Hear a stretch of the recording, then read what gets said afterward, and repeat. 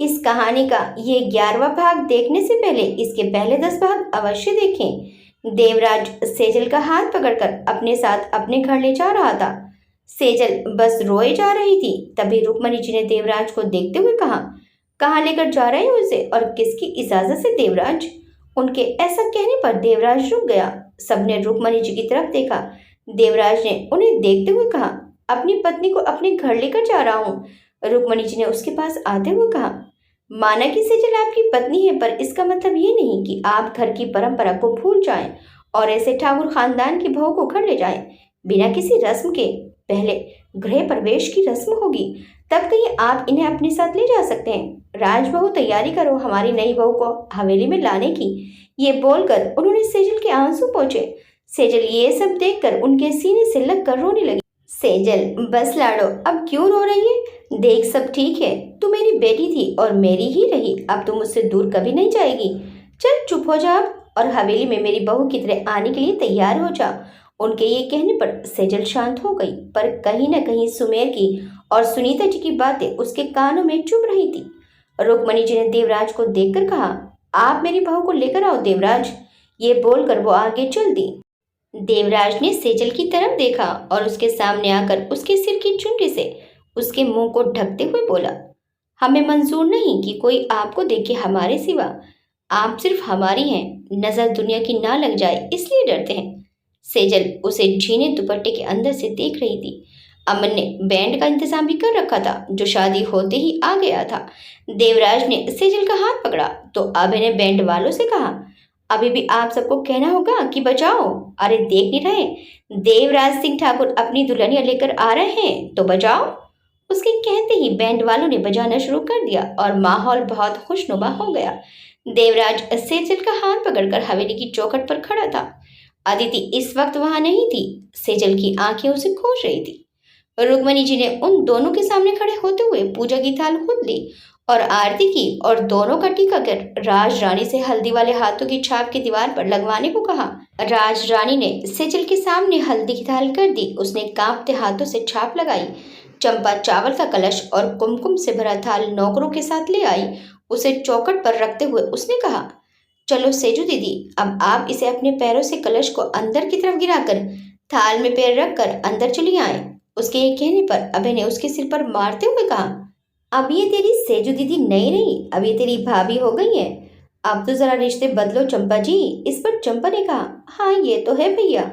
सेजल ने नम आंखों के साथ चावल से भरा कलश अंदर की तरफ गिरा दिया और कुमकुम की ताल में पैर रखकर अंदर आ गई। देवराज और सेजल को रुक्मणी जी ने कुलदेवी के सामने खड़ा कर उन दोनों को उनका आशीर्वाद दिलाया। रुक्मणी जी ने उन दोनों को देखकर कहा, जाओ आप दोनों सब बड़ों का आशीर्वाद ले लो। उनके कहने पर देवराज ने सबका आशीर्वाद दिया, लेकिन जब वो सुनीता जी और राजन जी के सामने झुके आशीर्वाद लेने, तो सुनीता जी ने अपने पैर पीछे खींच लिए और वहां से गुस्से में चली गई। सेजल देखकर रोने लगी, पर राजन जी ने उसे देखते हुए कहा, लाडो, उसकी बातों को कभी अपने दिल पर मत लगाना। मैं हूं ना, खूब खुश रहो, सदा सुहागन रहो। उनके हाथ फेरते ही सेजल उनके सीने से लग कर रोने लगी। बस मेरी बच्ची, अब क्यों रोती है? देख, तुझे प्यार करने वाले कितने हैं। कोई अगर एक तुझ पर उंगली उठा भी दे तो उस उंगली को तोड़ने वाले भी बहुत हैं। और अब तो तुझे एक ऐसा साथी मिला है जो तेरा साथ हर परिस्थिति में देगा। बस मेरी लाडो, अब मत रोना। ये कहते हुए उन्होंने उसके माथे पर चूम लिया। सेजल आंसू से भरी आंखों से उन्हें देख रही थी। रुक्मणी जी सेजल को कंधे से पकड़ती हुई बोली, अब बस चलो बाकी की रस्में भी कर लें। ये कहते हुए वो उसे लेकर जाने लगी तो देवराज ने उनसे कहा, बस माँ, अब कुछ नहीं। आपका मन था कि सेजल का गृह प्रवेश यहाँ हो, कुलदेवी की पूजा हो, तो वो मैं मान गया, लेकिन अब कोई और रस्म नहीं। अब जो भी रस्म करनी हो वो आप मेरी पत्नी के घर पर करें। ये बोलकर उसने सेजल का हाथ पकड़ा और उसे लेकर सीढ़ियां चढ़कर हवेली के पीछे अपने घर आ गया। जब वो वहां आए तो जहां से वो खड़े थे वहां से लेकर घर के दरवाजे तक लाल गुलाब बिछे हुए थे। सेजल और देवराज ने सामने देखा तो अदिति आरती की थाल, चावल का कलश और आलती की थाल के साथ खड़ी थी। देवराज का घर लाइट्स की जगमगाहट में चमक रहा था। सेजल ये देखकर एक बार फिर भावुक हो गई थी। तभी अभय ने पीछे से आते हुए कहा, अब भाई, नई दुल्हन का स्वागत तो उसके घर में भी होना चाहिए। आखिर वो पहली बार हक से वहां आ रही है। उसके कहने और जब दोनों ने पीछे मुड़कर देखा तो सब खड़े थे और उन्हें देखकर मुस्कुरा रहे थे। देवराज ने सेजल का हाथ पकड़ा और आगे बढ़ गया। सेजल ने एक बार फिर गृह प्रवेश की रस्म की और अंदर आकर अदिति के पैर छूने नीचे झुकने लगी तो अदिति ने उसे अपने गले से लगा लिया। अदिति उसे अंदर ले आई और उसे सोफे पर बैठा दिया। अदिति ने चंपा से अंगूठी ढूंढने वाली रस्म के लिए तैयारी करने को कहा तो वो भागकर रसोई घर में चली गई। अभय ने देवराज को देखकर कहा, देवराज, इस रस्म में जीत लेना, वरना अगर कहीं हार गए तो जिंदगी भर सेजल आप पर राज करेगी। हाँ देवराज, जैसे तुम्हारे भैया जीत कर बड़ा अपना हुक्म चला लेते हैं। सेजल, तुम चिंता मत करो, जीते कोई भी, पर हुकूमत तो बस लड़कियों की ही चलती है। सब हंसने लगे और अभय की तरफ देखने लगे तो अभय ने बेचारा सा मुंह बना लिया। अदिति सेजल के पास आकर बैठ गई। तब तक चंपा भी नौकर के हाथ में दूध से भरा एक बड़ा सा बर्तन ले आई। उसने उस बर्तन को बीच में रखने को कहा। नौकरों ने उसे वहां रख दिया। अदिति ने राज रानी से रस्म करवाने को कहा तो उसने अपने हाथ से एक अंगूठी निकाली और दूध में डालकर घुमा दिया। फिर देवराज और सेजल से बोली, आप ढूंढो। देवराज तो उसके कहने पर ढूंढने लगा पर सेजल वैसी ही बैठी हुई थी। अदिति ने उसका हाथ पकड़कर बर्तन में डाल दिया। सेजल बस अदिति और बाकी सबके लिए दूध में बेमन से अंगूठी ढूंढ रही थी। देवराज ने अंगूठी ढूंढकर सबके सामने कर दी। इस पर सब खुश होते हुए बोले, वाह क्या बात है। देवराज ने जब दूसरी बार अंगूठी पाई तो उसे सेजल के हाथ में दे दिया। सेजल ये देखकर उसकी तरफ देखने लगी। सेजल ने सबको अंगूठी दिखा दी। तीसरी बार भी देवराज ने वैसे ही किया। अदिति, राज रानी और चंपा सेजल को लेकर देवराज के कमरे में चली गई।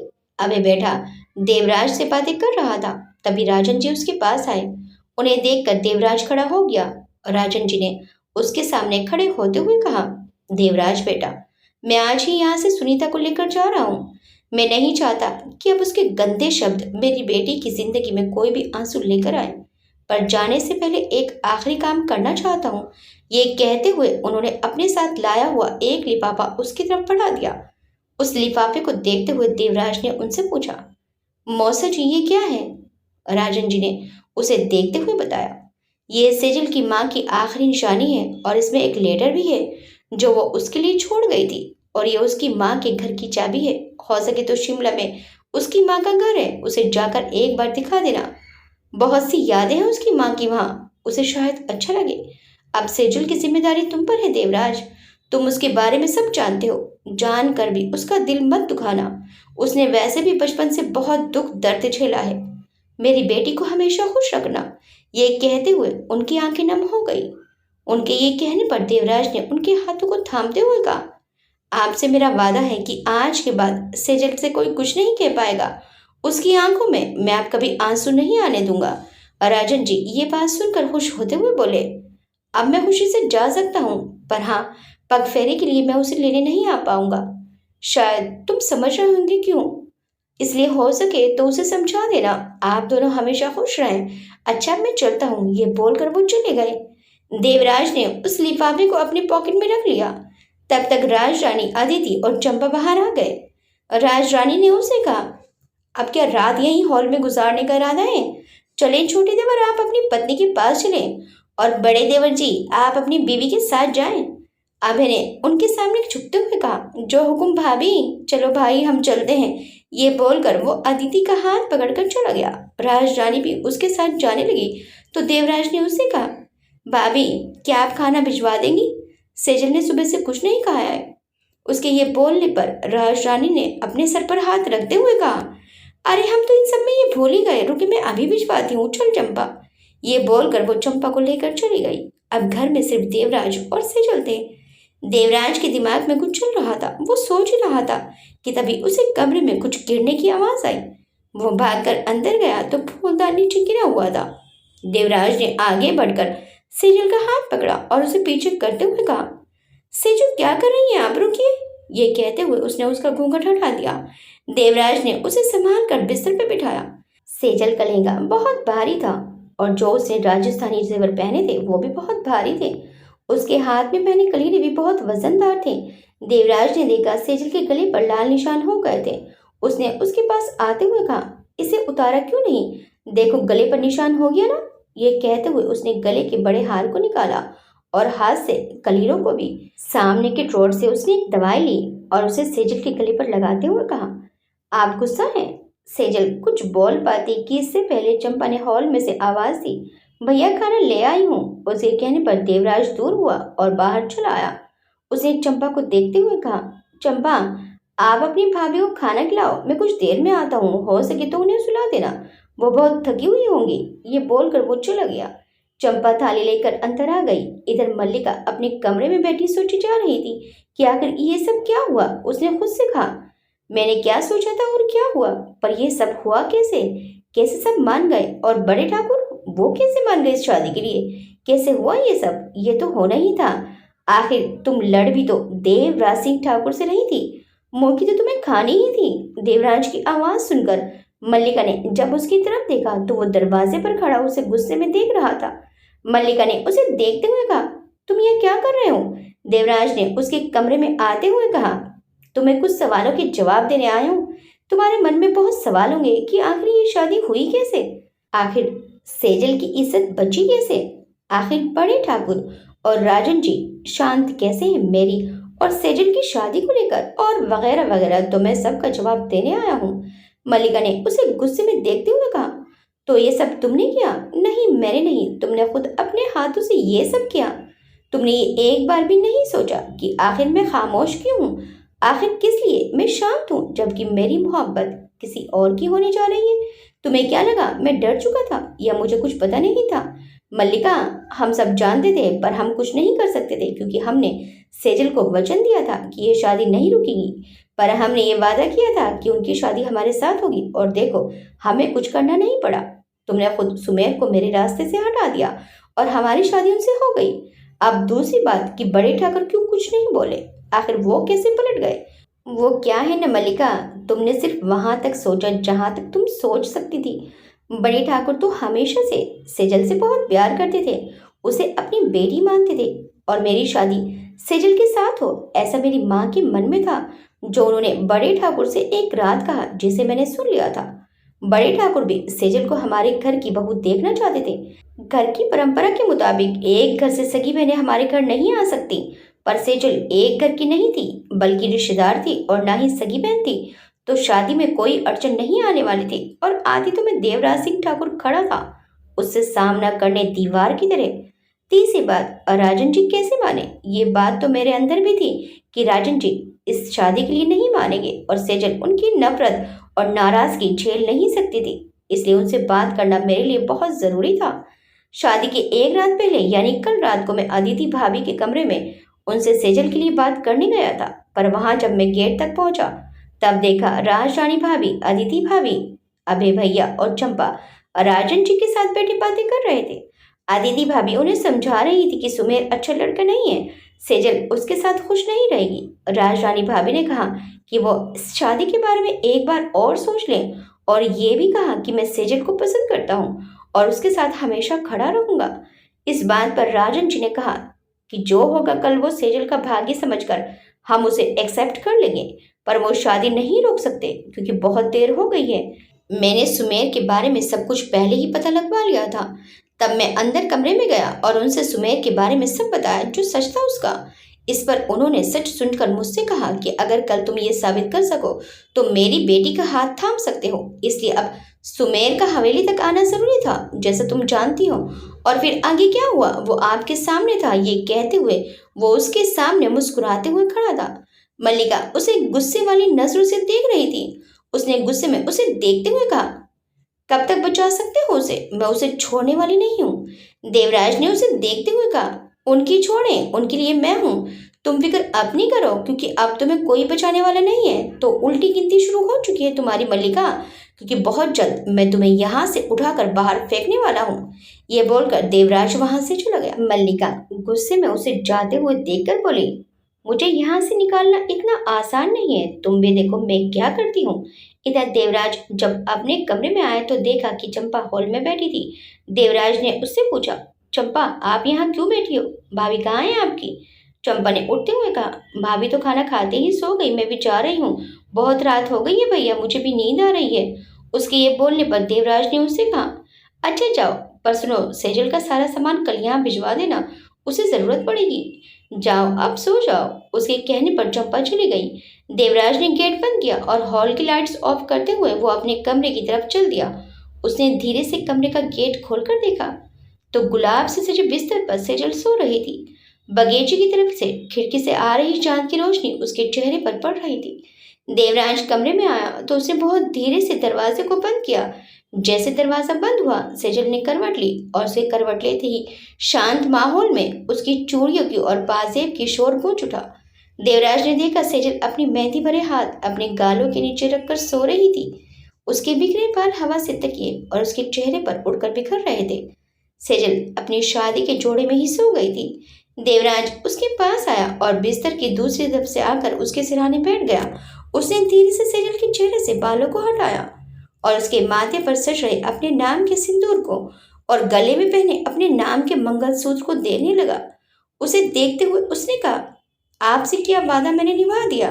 अब आपको खुश रखने का, आपकी जिंदगी में दुख को ना आने देने का और आपके दिल के एहसास को होठों तक लाने का वादा पूरा करना है। ये कहते उसने उसके चेहरे को बहुत ध्यान से देखा। सेजल के चेहरे को देखकर उसे लग रहा था जैसे कि वो सुकून से है। वो ये सोच ही रहा था कि तभी नींद में सेजल ने उसे पकड़ लिया और उसके सीने पर सिर रख लिया। देवराज ने उसके पास आने से उसे बाहों में ले लिया। अब आपके पास दूर जाने का कोई बहाना नहीं है। अब तो आपका हक है, आप मेरे पास आ सकती हैं। वादा है आपसे कि अब आपको कभी खुद से दूर नहीं जाने दूंगा। ये कहते हुए उसने सेजल को अपनी बाहों में कसकर जकड़ लिया और खुद भी सो गया। सुबह के वक्त देवराज के कमरे में जब सेजल की आंख खुली तो उसने देखा कि वो कमरे में अकेली थी। वो अपना लहंगा समेटते हुए बिस्तर से नीचे उठ खड़ी हुई। वो बाहर हॉल में आई तो चंपा बैठी हुई थी। उसने उसे देखते हुए कहा, चंपा, तू क्या रात से यही है? ठाकुर साहब कहाँ है? चंपा उठकर उसके पास आते हुए बोली, अरे नहीं दीदी, हम तो रात में चले गए थे। भैया यहाँ थे, सुबह किसी काम के सिलसिले में उदयपुर गए हैं, पर बोल कर गए हैं कि शाम तक आ जाएंगे। चलो आप नहाकर तैयार हो जाओ, आज आपका रसोई पूजन है। ये बोलते हुए वो उसे उसके कमरे में वापस ले आई थी। सेजल ने उसे देखते हुए कहा, हवेली में सब ठीक है ना? कल की बात पर कोई गुस्सा तो नहीं है? चंपा ने अलमारी से कपड़े निकालते हुए उससे कहा, कोई गुस्सा नहीं, बल्कि सब इंतजार कर रहे हैं आपका कि आप आओ, रस्म करो। अच्छा चलो अब तैयार हो जाओ, सब इंतजार कर रहे हैं। ये कहते हुए उसने उसे कपड़े दिए और वॉशरूम में जाने के लिए कहा। सेजल गई और नहाकर कपड़े पहनकर बाहर आई। चंपा ने उसे रेडी किया और अपने साथ हवेली ले गई। सेजल जब हवेली आई तो सब उसका ही इंतजार कर रहे थे। सेजल सबके पास आई और सबका आशीर्वाद लेकर खड़ी हो गई। रुक्मणी जी ने शालिनी जी से कहा, छोटी, जाओ जरा ले जाकर सेजल का रसोई पूजन करा दो और सामान दे दो कि वो सबके लिए कुछ मीठा बना दे। उनके ये कहने पर शालिनी जी उसे लेकर जाने लगी तो राजरानी अदिति और चंपा भी पीछे चल दी। इस पर दादी जी ने कहा, आप तीनों बस पूजा कराकर बाहर आ जाना, वहां पर कहीं उसकी मदद मत करना, वरना बताऊंगी आप तीनों को। उनके ये बोलने पर तीनों मुंह बनाकर चली गई। सेजल सबके साथ अंदर गई। शालिनी जी ने उसकी रसोई पूजन कराया और सारा सामान देकर बाहर आ गई। सेजल सबके लिए मीठा बनाने लगी। अदिति और राज रानी वहीं बैठ गए। चंपा ने सेजल को सारा सामान उठाकर दे दिया। कुछ देर में सेजल ने सबके लिए खीर बना ली। चंपा ने खीर कटोरी में निकाली, उसे ट्रे में रखा और सेजल के हाथों में देते हुए बोली, ले जाओ दी, सबको खिला दो। सेजल ने ट्रे लिया और बाहर आ गई। सेजल ने सबसे पहले खीर दादी को दी, फिर उसके बाद सबको दी। बड़े ठाकुर ने खीर खाते हुए कहा, बहुत मीठी है, बिल्कुल आपकी बातों की तरह। इधर आओ। उनके बुलाने पर सेजल उनके पास चली गई।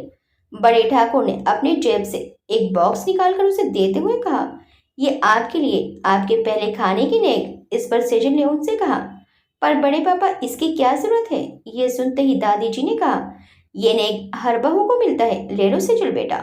उनके कहने पर सेजल ने नेक ले लिया और झुककर बड़े ठाकुर से आशीर्वाद लिया। बड़े ठाकुर ने उसे देखते हुए कहा, और एक बात, मैं आज से आपका बड़े पापा नहीं बल्कि पापा हूँ, तो आप मुझे आज से पापा बोलेंगी। उनके बाद पर सेजल उन्हें बाहरी नजरों से देखने लगी। उसे ये सब एक सपने की तरह लग रहा था। उसे भरोसा नहीं हो रहा था कि उसे इतना प्यार भी मिल सकता है। वो इन सब के प्यार को देखकर भावुक हो चुकी थी। सबने सेजल को कुछ न कुछ तोहफा दिया। बड़े ठाकुर छोटे ठाकुर के साथ अपनी फैक्ट्री चले गए। घर में औरतें ही रह गई। सेजल को रुक्मणी जी अपने कमरे में ले आई और उससे बोली, बैठो, मैं तुम्हारे लिए कुछ लाती हूँ जो मैंने अपने देवराज की बहू के लिए बनवाया था। अब तुम उसकी हकदार हो। ये कहते हुए वो अलमारी के लॉकर से एक बड़ा सा बॉक्स ले आई और उसे सेजल के सामने रख दिया। उन्होंने बॉक्स खोलकर दिखाया तो उसमें हार था। रुक्मणी जी उसे देखते हुए बोली, रखो इसे, अब ये तुम्हारा। और एक बात सेजल, ये शादी चाहे जैसी हुई हो, पर एक बात याद रखना, देवराज एक सच्चे साथी की तरह तुम्हारा साथ देगा, कभी तुम्हें अकेला नहीं छोड़ेगा, क्योंकि वो तुमसे बहुत प्यार करता है। ये सुनते ही सेजल उनकी तरफ हैरानी से देखने लगी। उसने उनसे कहा, आपको कैसे पता कि वो मुझसे प्यार करते हैं? उसके इस सवाल पर राज रानी अदिति और चंपा अंदर आए और राज रानी ने उससे कहा, ये सबको पता था सेजू कि देवराज आपसे प्यार करते हैं, बस आप ही समझ नहीं पाई। अरे देखा नहीं तुमने कैसे तुम्हारे लिए वो सबके सामने खड़े हो जाते थे, और तुम पहली थी जिसे भैया अपने साथ कहीं ले गए हों और अपने घर में अपने साथ रखा हो, वरना आज तक उन्होंने इसके लिए किसी की नहीं सुनी। वो कभी किसी लड़की छोड़ो लड़के को भी अपने साथ नहीं ले गए अपने घर, पर आपके लिए वो एक बार में मान गए। तभी हमें पता चल गया कि वो आपसे प्यार करते हैं। ये कहते हुए राज रानी उसके सामने बैठ गई और अदिति ने बच्चे को रुक्मणी जी के बिस्तर पर सुला दिया। रुक्मणी जी ने मुस्कुराकर उसे कंगन पहनाते हुए कहा, और अब हमारी बात ध्यान से सुनो सेजल, अब आप सुहागन हो, वो भी नई नवेली दुल्हन हो। अब इस तरह से मत रहा करो। आपको इतने फीके कपड़े और ऐसे कुंवारी लड़कियों की तरह सजकर नहीं रहना है। अब आपको एक अच्छी नई नवेली बहू की तरह रहना होगा। अच्छा चलो, पहले आप ये पहन कर आओ और आप सब इसे समझाओ, हम आते हैं तब तक। ये बोलकर रुक्मणी जी वहां से चली गई। रुक्मणी जी ने सेजल से कपड़े और श्रृंगार के लिए इसलिए कहा था क्योंकि सेजल ने सिर्फ सिंदूर और मंगलसूत्र पहना था। नई दुल्हन के नाम पर बाकी वो वैसे ही आई थी जैसे वो शादी से पहले रहती थी, इसलिए रुक्मणी जी ने उसे समझाया था। उनके कहने पर सेजल कपड़े लेकर वॉशरूम में चली गई और कुछ देर में वो गहरे गुलाबी रंग का लहंगा और ब्लाउज पहनकर बाहर आई। उसे देखते हुए राज रानी मुस्कुराकर उसके पास आई, उसे दुपट्टा पहनाते हुए बोली, सेजल, आपकी शादी जिससे हुई है वो थोड़ा अकड़ू है, उसे संभालना आपकी जिम्मेदारी है। पर जहां तक हमने जाना है, देवराज भैया आपके लिए बदल गए हैं। वो आपके लिए सब पर गुस्सा कर सकते हैं, पर आप पर गुस्सा नहीं कर सकते। और एक बात, अगर वो आपसे प्यार करते हैं तो उन्हें प्यार करने में कोई हर्ष नहीं है। वैसे भी अब वो आपके पति हैं, अगर है कुछ उनके लिए दिल में तो उसे दिखाओ, जताओ, क्योंकि वो जरूरी है। वैसे भी भैया को हर चीज अधूरी ही मिली है, बस इतना चाहते हैं हम कि इस बार उन्हें उनका प्यार पूरा मिले। पर आप वक्त ले सकती हो, कोई जल्दबाजी नहीं है। तुम आराम से समझो अपने रिश्ते को, जानो उसे, तब आगे बढ़ो इस रिश्ते में। ये कहते हुए राज रानी ने उसे नई नवेली दुल्हन की तरह तैयार कर दिया। उसने खुद को आईने में देखा तो वो बहुत खूबसूरत लग रही थी। आदित्य ने उसे देखते हुए कहा, चलो अब जाओ और खुद की नई जिंदगी को शुरू करो। और हाँ, आज खाना यहीं से जाएगा, पर कल से आप अपने पति के लिए खुद खाना बनाना। अब चंपा आपको आपके पति के घर छोड़कर आएगी और अब से ऐसे ही तैयार होना है। चलो जाओ अब। ये सुनकर सेजल धीरे कदमों के साथ चंपा के पीछे चल दी। राज रानी और अदिति दोनों एक दूसरे को देखने लगे। राज रानी ने अदिति से कहा, अब बस इन दोनों की जिंदगी में कोई दुख ना आए। अब ये दोनों हमेशा खुश रहें। बहुत दुख देख लिए इन दोनों ने, अब बस खुशियां ही खुशियां हो इन दोनों की जिंदगी में। अदिति ने भी उसे देखते हुए कहा, दीदी सही कहा आपने, अब बस ये दोनों खुश रहें। ये बोलकर उसने उसे साइड से गले से लगा लिया। इधर चंपा सेजल को छोड़कर जाने लगी तो सेजल ने उससे कहा, चंपा तू कुछ देर रुक सकती है?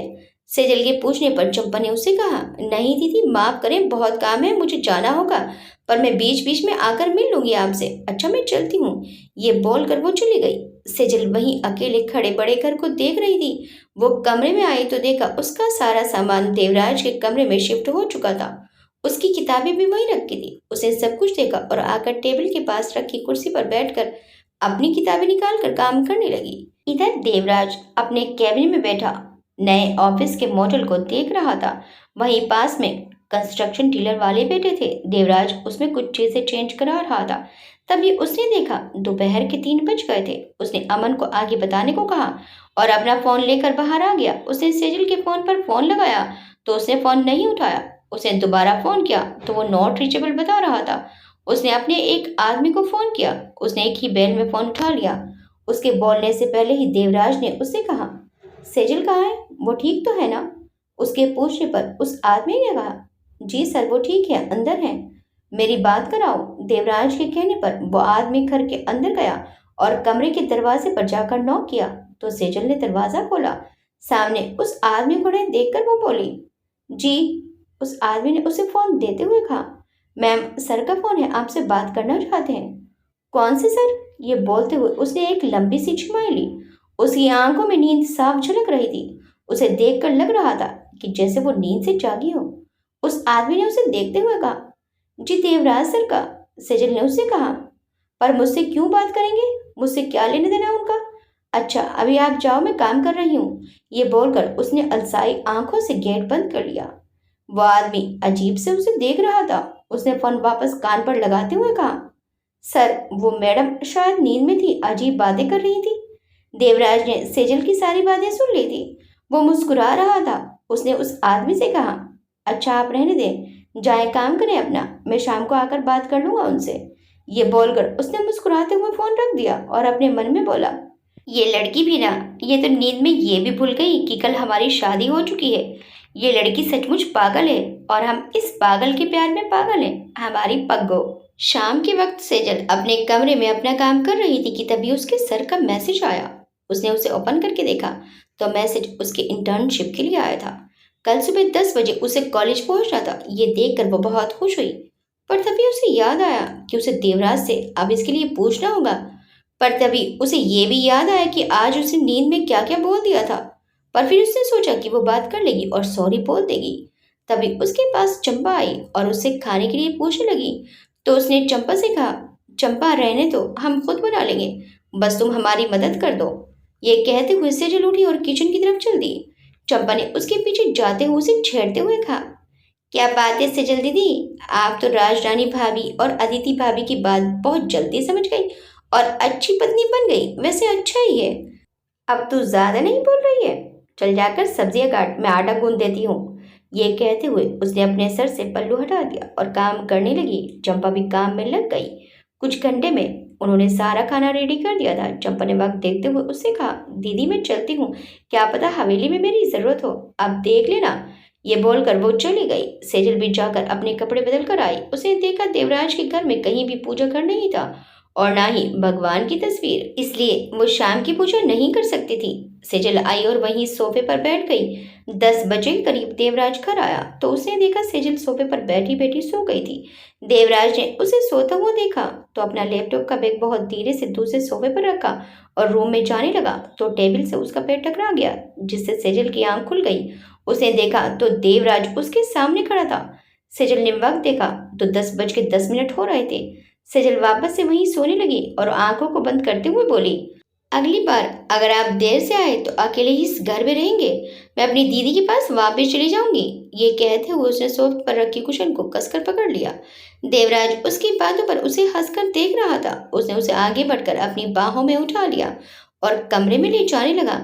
सेजल ने उसकी शर्ट के कॉलर को कसकर पकड़ते हुए कहा, खाना बनाया है, खा लेना और अगली बार जल्दी कर आना। देवराज ने उसे बिस्तर पर लिटाते हुए कहा, आपने खाया? नहीं, आपका इंतजार कर रही थी। उसने ये कहते हुए दूसरी तरफ करवट बदल ली। देवराज गया किचन से प्लेट में खाना निकाल लाया और उसे टेबल पर रखकर सेजल को उठाते हुए बोला, सेजल चलो आओ खाना खाओ, तब सोना। ये बोलकर उसने उसे उठाकर बैठा दिया। सेजल अलसाई हुई आंखों से बैठी उसे देख रही थी। देवराज प्लेट लेकर आया और उसके सामने बैठकर उसे खिलाने लगा। सेजल की नींद अब खुल चुकी थी। उसने देवराज को देखते हुए कहा, सॉरी, वो आपने दोपहर में फोन किया था और मैंने पता नहीं क्या बोल दिया, सॉरी। देवराज ने उसे पानी का गिलास देते हुए कहा, कोई बात नहीं, अगली बार अपना फोन चार्ज करके रखना, मैं घबरा गया था इसलिए उस आदमी से बोला था कि आपसे बात कराए, मैं खाना खाकर आता हूँ। ये कहते हुए वो उठकर किचन में गया और खाना लेकर खुद भी खाना खाकर कमरे में आया।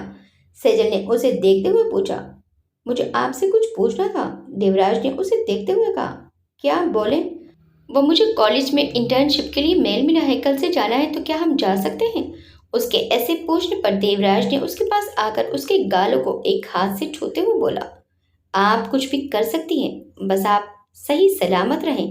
एक और चीज़ पूछनी थी। बोलो। वो मैं पूजा करती हूँ पर आपके घर में पूजा घर नहीं है। क्या हम एक छोटा सा मंदिर रख लें? इस पर देवराज ने उसे देखते हुए कहा, मुझे उन पर भरोसा नहीं, पर अगर आपको है तो आप उन्हें ला सकती हैं इस घर में। और ये मेरा घर नहीं है, ये अब से आपका घर है, हमारा घर है। और कुछ? इस पर सेजल ने सिर हिलाकर ना कह दिया। देवराज उठकर वॉशरूम में चला गया। वॉशरूम से जैसे ही वो बाहर आया तो चंपा भागते हुए आई। उसे देखकर सेजल ने कहा, क्या हुआ चंपा? भैया भाभी, वो बड़े साहब की फैक्ट्री में आग लग गई है। बड़े ठाकुर और छोटे ठाकुर चाचा भी वही है। ये सुनते ही देवराज और सेजल घबरा गए। सेजल ने उससे कहा, पर यह हुआ कैसे? ये कहते हुए वो बिस्तर से उठ खड़ी हुई। चंपा ने घबराते हुए कहा, पता नहीं सेजल भाभी। देवराज ने उसे देखते हुए कहा, मैं अभी जाकर देखता हूँ, आप माँ के पास जाओ। ये बोलकर वो तेजी से बाहर निकला और अपने कुछ आदमियों के साथ फैक्ट्री के लिए निकल गया। सेजल भी चंपा के साथ हवेली में आ गई। जब वो हवेली आई तो उसने देखा कि रुक्मणी जी का रो रो कर बुरा हाल था। राज रानी और अदिति उन्हें संभाल रहे थे। अभय और विनय दोनों ही फैक्ट्री के लिए निकल गए थे। सेजल रुक्मणी जी के पास बैठते हुए बोली, माँ आप शांत हो जाओ, कुछ नहीं होगा, सब ठीक होगा। ये कहते हुए उसने उनके दोनों हाथों को अपने हाथों में ले लिया। इधर देवराज जब फैक्ट्री पहुंचा तो उसने देखा कि आग बहुत तेज लगी थी। सारी फैक्ट्री आग की लपेटों में घिर गई थी। सभी लोग आग बुझाने में लगे थे। उसने देखा कुछ लोग छोटे ठाकुर जी को लेकर आ रहे थे। उनकी हालत खराब थी। शायद धुएं में रहने के कारण उनकी हालत खराब हो गई थी। वो चाचा जी के पास आया तो उन्होंने बहुत मुश्किल से कहा, देवराज, बड़े भैया अंदर है, उन्हें बचा लो। ये सुनते ही देवराज अंदर की तरफ भागा। अभय उसे पकड़कर रोक रहा था। देवराज, पागल हो गए हो? आग देख रहे हो? अंदर गए तो मर जाओगे। हम बड़े पापा को बाहर निकालने की देखते हैं। देवराज पर अभय के कहने का कोई असर नहीं हुआ। उसने उसे धक्का दिया और वहां खड़े एक आदमी से कंबल लेकर अंदर की तरफ चला गया। अभय ने देखा कि देवराज अंदर चला गया तो उसने पानी की पाइप इस तरफ करने को कहा सबको। इधर अंदर देवराज बड़े ठाकुर को खोज रहा था। उसने उन्हें आवाज लगाते हुए कहा, बाबा बाबा आप कहाँ हो? ये कहते हुए वो आगे बढ़ा तो उसने देखा कि बड़े ठाकुर कुछ दूरी पर मशीनों के पास थे। उनके आसपास धुआं भरा हुआ था। देवराज आग से बचते हुए भागकर उनके पास गया। बड़े ठाकुर ने जब देवराज के मुंह से अपने लिए बाबा सुना तो उसकी तरफ देखने लगे। देवराज उन्हें लेकर बाहर आने लगा। जब तक वो दरवाजे तक पहुंचा तब तक उधर की आग बुझ चुकी थी। देवराज बड़े ठाकुर को लेकर जल्दी से बाहर आया और उन्हें ले जाकर उसने बिठाया और पानी मंगवाया। बड़े ठाकुर का धुएं के कारण खांस खांस कर बुरा हाल था। देवराज ने उनकी पीठ से लाते हुए कहा, बाबा आप ठीक है ना? आपको कुछ हुआ तो नहीं ना? बड़े ठाकुर ने उसे देखकर खांसते हुए कहा, नहीं मैं ठीक हूँ देवराज। तभी नौकर पानी लेकर आया। देवराज ने जल्दी से बोतल की सील तोड़ते हुए पानी बड़े ठाकुर को दिया। वहां अभय, विनय और छोटे ठाकुर जी भी आ गए थे। रणधीर जी ने बड़े ठाकुर को देखकर कहा, बड़े भैया आप ठीक हो ना? बड़े ठाकुर ने पानी पीकर कहा, हाँ रणधीर हम ठीक हैं। अभी भी ने आप दोनों देखो किसी को कोई नुकसान ना हो, कोई भी आदमी जख्मी ना हो। उनके कहने पर अभय और विनय ने कहा, आप फिक्र मत करें बड़े पापा, हम देख लेंगे। देवराज तुम पापा और बड़े पापा को घर लेकर जाओ, हम कुछ देर में आते हैं। ये बोलकर वो दोनों बाकी लोगों के पास चले गए। देवराज छोटे ठाकुर और बड़े ठाकुर को लेकर हवेली के लिए निकल गया। इधर हवेली में मल्लिका ने सेजल को देखते हुए कहा, वैसे शालिनी जी कमाल की बात है, नई बहू के आते ही फैक्ट्री में आग लग गई। लगता है सच ही कहती है सुनीता जी कि ये लड़की मनहूस है, तभी तो देखो फैक्ट्री में आग लग गई, इतना बड़ा नुकसान हो गया। उसके एक कहने पर सेजल घबराई हुई नजरों से उसे देख रही थी। लेकिन अदिति ने उससे कहा, मल्लिका जी अच्छा होगा कि आप अपना मुंह बंद कर लें, वरना मुझे मुंह खोलने में वक्त नहीं लगेगा। मुझे ऐसे बोलकर तुम चुप नहीं करा सकती अदिति बहू। अब जो सच है वो तो सच है ही। अरे इसके कदम इतने मनहूस हैं कि इस घर में पड़े नहीं कि आग लग गई, इतना नुकसान हो गया। अपनी माँ की कोख से पैदा हुई तो वो भी मर गई। अरे मुझे तो समझ ही नहीं आता कि देवराज इस मुसीबत और इस मनहूसियत को शादी करके घर में लाया ही क्यों है। अरे ऐसे लोग किसी की जिंदगी में खुशियां नहीं ला सकते। ये मनोज थी तभी तो इसके बाप ने इसकी शक्ल क्या, इसे अपना नाम तक नहीं दिया। न जाने देवराज किसका पाप इस हवेली के माथे। वो इतना ही बोल पाई थी कि तभी किसी ने एक जोरदार थप्पड़ उसके गाल पर रख दिया। सबके कानों में उस थप्पड़ की आवाज गई तो सबने देखा देवराज बहुत गुस्से में वहां खड़ा मल्लिका को देख रहा था।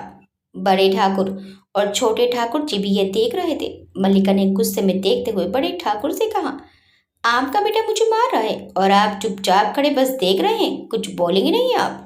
ये सुनते ही देवराज ने उसके सामने खड़े होते हुए कहा, कोई कुछ नहीं कहेगा, क्योंकि सबको पता है कि मैंने जो किया है ठीक किया है। और तुम्हारी इतनी हिम्मत कि देवराज सिंह ठाकुर की बीवी को इतना कुछ कह गई। शायद तुम्हें मेरी बात याद नहीं है, तो मैं फिर से बताता हूँ। सेजल मेरे लिए बहुत मायने रखती है। उसके लिए एक बुरा लफ्ज बोलने वाले की जिंदगी हराम कर सकता है ये देवराज सिंह ठाकुर। मैं अपनी बीवी के खिलाफ एक शब्द नहीं सुन सकता। और तुम उसे मनूस ना जाने क्या क्या बोल गई। तुम भूल कैसे गई कि उसके साथ में उसका पति खड़ा है। मुझे तुम जैसी औरत को मौत के दर्शन कराने में एक सेकंड नहीं लगेगा। तुम सोच भी नहीं सकती वो मौत तुम्हें नसीब करूंगा अगर दोबारा मेरी बीवी के बारे में कुछ गलत मैंने सुना तो। ये बोलकर वो सेजल का हाथ पकड़कर वहां से ले गया। उसके जाने के बाद मल्लिका भी गुस्से में वहां से चली गई। दादी अपने दोनों बेटों को सही सलामत देखकर भगवान के आगे मत्था टेकने मंदिर में चली गई। रुक्मणी जी ने बड़े ठाकुर को देखा तो उनके पास आते हुए बोली, आप ठीक है ना? और रणधीर भैया, आप दोनों को कुछ हुआ तो नहीं? उनके ये पूछने पर बड़े ठाकुर ने कहा, नहीं, कुछ नहीं हुआ है, आप शांत रहें। ये सुनते ही रुक्मणी जी ने देखा दोनों के हाथों पर जलने के निशान थे। उन्होंने दोनों को बैठने को कहा और नौकर से दवा लाने को कहा। आए बैठे आप दोनों, इतना जल गया है और आप बोल रहे हैं कि कुछ नहीं हुआ। जा चंपा, बर्फ लेकर आ और ठंडा पानी भी। उसके कहने पर चंपा चली गई। इधर देवराज सेजल को लेकर घर आया तो गुस्से में उसका हाथ छोड़कर वहीं खड़ा हो गया। उसने सेजल को बिना देखे कहा, आप कमरे में जाओ। सेजल ने इस वक्त बहस करना जरूरी नहीं समझा और चुपचाप कमरे में चली गई।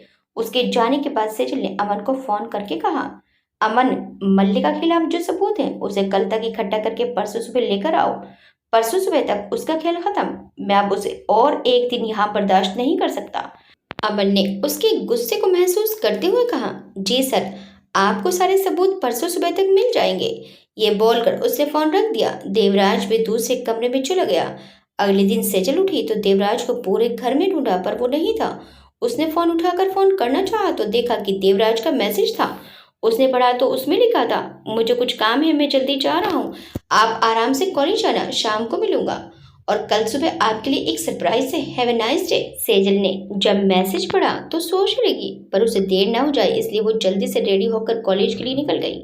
सेजल का पूरा दिन किसी न किसी काम में कब कट गया उसे पता ही नहीं चला।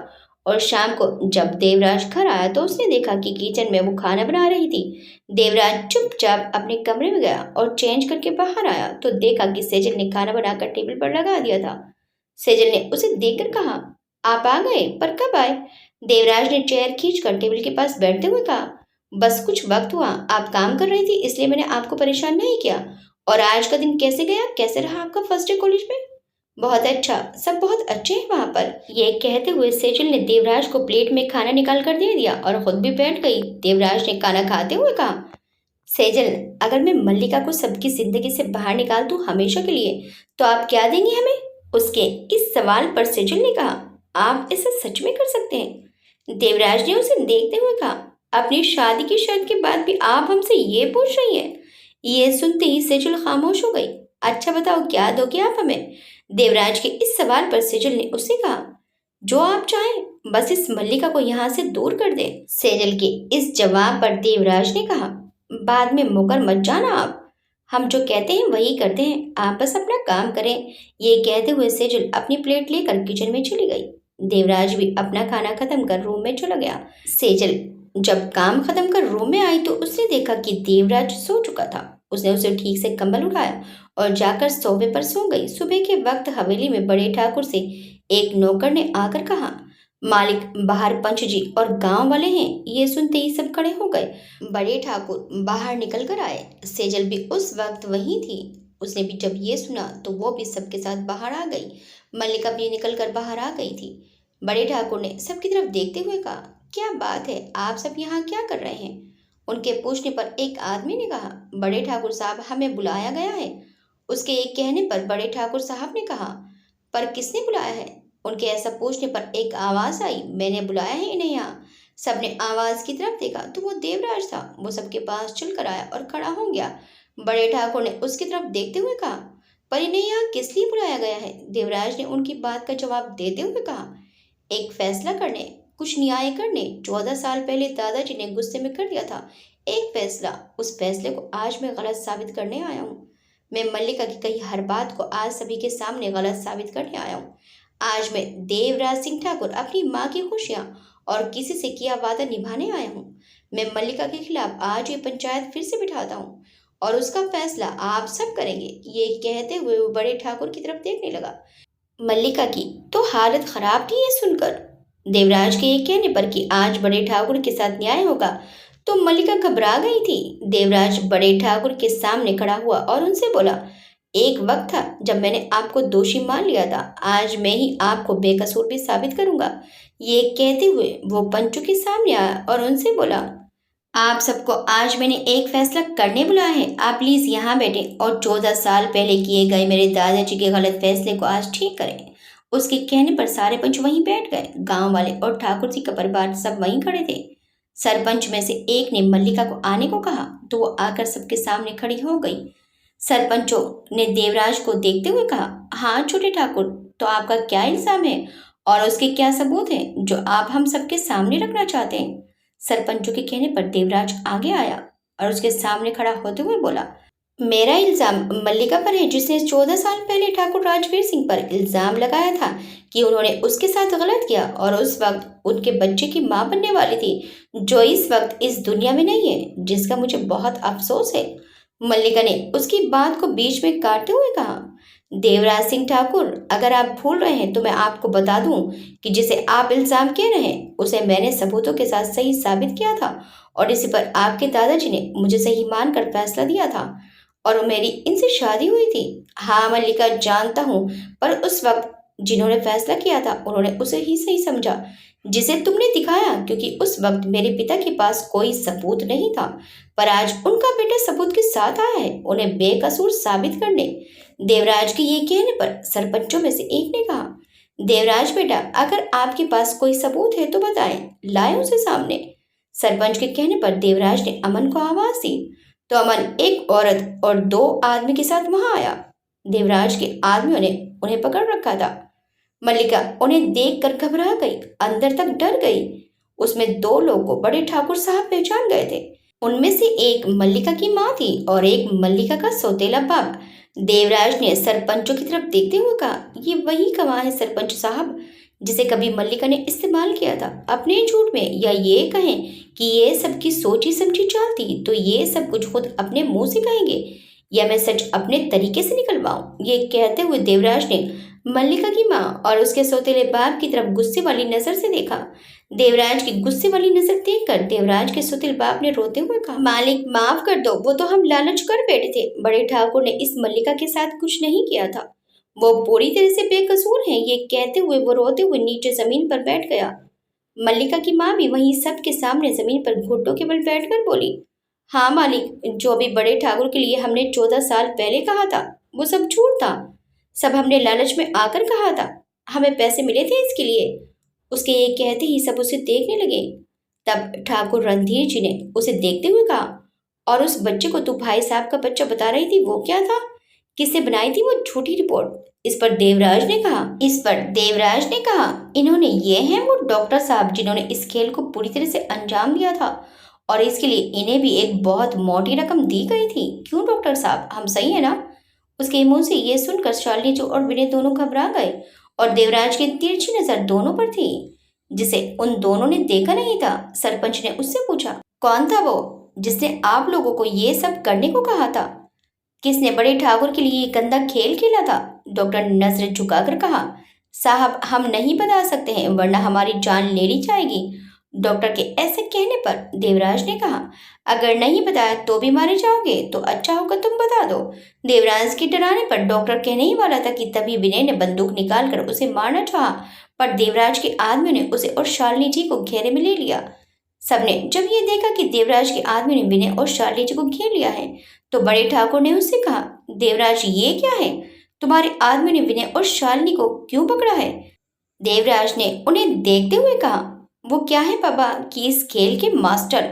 और एक राज की बात मैं आपको बताता हूँ, जिस बच्चे को मल्लिका ने आपका कहा था वो मल्लिका और विनय भैया का था। इन्होंने अपनी गलती को आपके सर पर मढ़ दिया और यही नहीं पापा, इन्होंने कई बार आपको, मुझे और माँ को नुकसान पहुंचाना चाहा, पर हद तो कल रात हो गई जब इन्होंने आपको मारने के लिए फैक्ट्री में आग लगवा दी वो तो ऐन मौके पर मैं पहुंच गया, वरना इन्होंने तो सब अच्छे से सोच रखा था। पर सोनी भैया, आपका प्लान थोड़ा कमजोर निकला। ये कहते हुए वे विनय की तरफ देख रहा था। विनय ने उसे गुस्से में देखते हुए कहा, क्या सबूत है तेरे पास कि ये सब मैंने किया है? कोई सबूत नहीं है तेरे पास छोटे। और ये बोलकर वो मुस्कुराने लगा। तभी देवराज ने अमन की तरफ देखकर इशारा किया तो अमन ने फैक्ट्री में आग लगाने वाले पांचों आदमियों को सबके सामने खड़ा किया और विनय की तरफ देखकर, जिसकी आंखें हैरानी से खुली हुई थी, उसने विनय को देखते हुए मुस्कुराकर कहा, क्या हुआ बड़े भाई? लगता है आप देवराज सिंह ठाकुर को अभी पहचान नहीं पाए। मैं वो 14 साल पहले मासूम सा लड़का नहीं हूँ जो आपकी भोली भाली सूरत और बातों में आ जाऊं। मैं आज का शेर हूँ और वो आग जिसके सामने कोई खड़े होने की हिम्मत नहीं कर सकता। आप शायद मुझे समझ नहीं सके। चलो कोई बात नहीं, अब समझ जाएंगे। ये कहते हुए वो उसे मुस्कुरा कर देखने लगा। विनय को गुस्सा आया तो वो उसे मारने के लिए बंदूक निकालने लगा तो देवराज के आदमियों ने उसे कस कर पकड़ लिया। देवराज ने उसे देखते हुए कहा, ऐसा करने की सोचना भी बता, वरना जिन्होंने अभी सिर्फ आपको पकड़ा है वो बिना मेरी कुछ सुने कुछ वक्त में आपको मौत के घाट उतार सकते हैं। बहुत वफादार है ये बोलकर वो शांत हुआ तो रुक्मणी जी ने शालिनी जी की तरफ देखते हुए कहा, मैंने तुम्हें हमेशा अपनी छोटी बहन की तरह माना, कभी भी तुम्हें कुछ नहीं कहा, तो तुमने ये सब क्यों किया मेरे साथ? आखिर ऐसा क्या बिगाड़ दिया था मैंने तुम्हारा जो तुमने ये सब किया? रुक्मणी जी के पूछने पर शालिनी जी ने उनसे चिल्लाकर कहा, क्योंकि मैं मेरे बेटे की जिंदगी को अपने पति की तरह नहीं चाहती थी। नहीं चाहती थी कि वो तुम्हारे बेटे के सामने जी हजूरी करे या वो अपने पिता की तरह सिर्फ कुछ दिए हुए टुकड़ों पर पले। मैं उसे उस गद्दी पर देखना चाहती थी जो बड़े भैया के बाद देवराज की थी, और ये बात मुझे कतई बर्दाश्त नहीं हुई, इसलिए मैंने ही ये सब किया।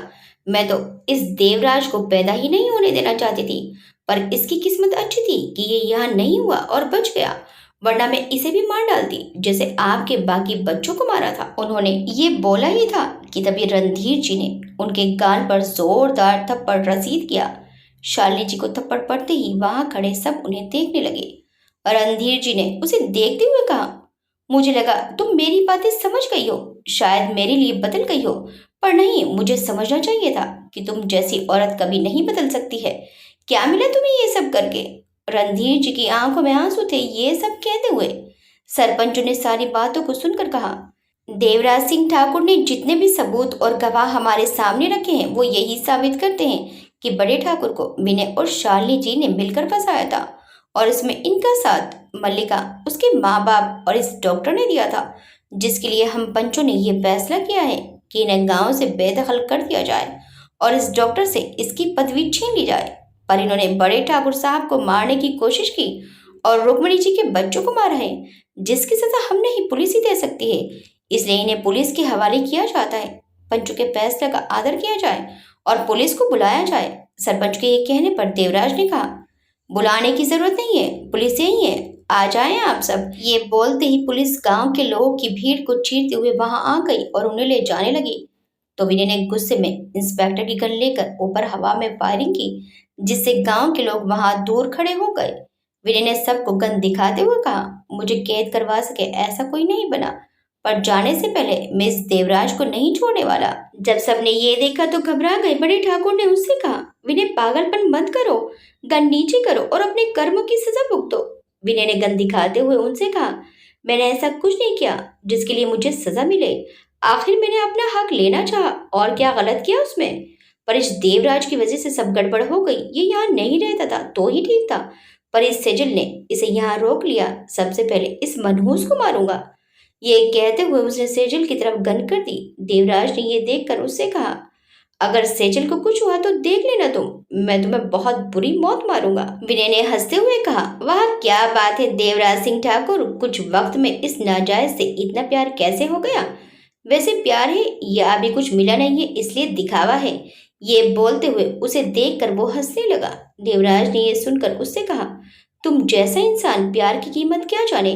जिस औरत ने तुम्हें पति माना तुम उसे प्यार छोड़ो इज्जत नहीं दे पाए। जिस परिवार ने तुम्हें बेटा माना, जिस बड़े पापा ने तुम्हें अपना बिजनेस संभालने को दिया, जब तुम उन सबसे प्यार नहीं कर पाए तो तुम्हें कैसे पता होगा कि प्यार क्या होता है? बहुत हो गई बकवास, अब इस लड़की को मरना होगा और उसके बाद मरेगा तू देवराज। ये कहते हुए गोली चली और सब एक वक्त के लिए शांत हो गया। देवराज के मुंह से एक तेज आवाज निकली, सेजल। सेजल के मुंह से डर से चीख निकल गई। पर सेजल सही सलामत थी। जब तक सबने देखा तब तक विनय जमीन पर गिर चुका था और राज रानी हाथ में बंदूक लिए खड़ी थी और उसने ही विनय को मारा था। राज रानी ने एक गोली और मारते हुए उससे कहा, ये मेरी बेटी को मेरी ही कोख में मारने के लिए विनय ठाकुर, ये लड़की की इज्जत को हक समझकर तार तार करने के लिए, ये एक औरत को सिर्फ इस्तेमाल करने की चीज समझने के लिए, मुझसे माँ बनने का सुख छीनने के लिए, ये कहते हुए राज रानी ने उस पर गोलियों की बारिश कर दी थी। और जब गोलियां खत्म हो गई तो वहीं जमीन पर बैठकर रोने लगी। माहौल अब एकदम शांत हो चुका था। विनय मर चुका था। शालिनी जी उसके बेजान हो चुके शरीर के पास जाकर बैठी और उसे उठाते हुए बोली, विनय विनय। पर उनकी आवाज देने पर भी जब वो नहीं उठा तो शालिनी जी जोर से चिल्लाकर रोने लगी। अदिति और सेजल ने राज रानी को संभाला और रुक्मणी जी शालिनी जी के पास आई। और रुक्मणी जी ने शालिनी जी से रोते हुए कहा, वो अब नहीं रहा शालिनी। उनके इतना कहते ही शालिनी ने कहा, नहीं मेरे बेटे को कुछ नहीं हो सकता, वो बस सो रहा है, अभी उठेगा। ये कहते हुए वो वापस से विनय को उठाने लगी। इंस्पेक्टर ने लेडी कांस्टेबल से शालिनी जी और बाकी सबको ले जाने को कहा, लेकिन शालिनी जी विनय की लाश को छोड़ ही नहीं रही थी।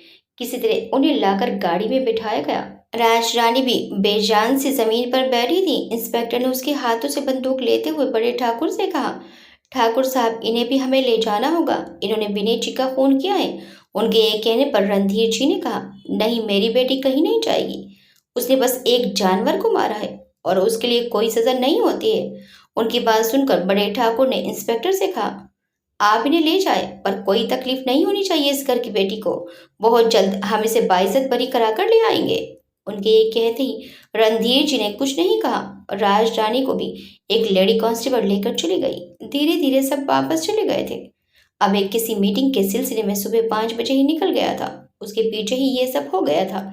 आदित्य ने उसे फोन करके जल्दी घर आने को बोला, पर कोई बात उसे फोन पर नहीं बताई। अभय सब कुछ छोड़कर घर वापस आया तो उसे सब पता चल गया। वो भी सब कुछ सुनकर हैरान था और ये सब उसकी माँ और भाई ने किया, उसका उसे बेहद दुख भी था। दादी माँ इस सब से निढाल हो गई थी। उनका, रुक्मणी जी का और बाकी सबका रो रो कर बुरा हाल था। आगे क्या होगा? क्या सेजल अपने पिता से मिल पाएगी? आखिर कौन है सेजल के पिता और उन्होंने सेजल की माँ को धोखा क्यों दिया था? क्या सेजल देवराज से अपने प्यार का इजहार कर पाएगी? इन सभी सवालों के जवाब आपको अगले एपिसोड में मिल जाएंगे। आपको ये कहानी कैसी लगी हमें कमेंट करके ज़रूर बताइएगा। वीडियो चली लगी तो वीडियो को लाइक शेयर सब्सक्राइब करना मत भूलिएगा। मिलते हैं इस कहानी के अगले भाग में। Till then bye bye.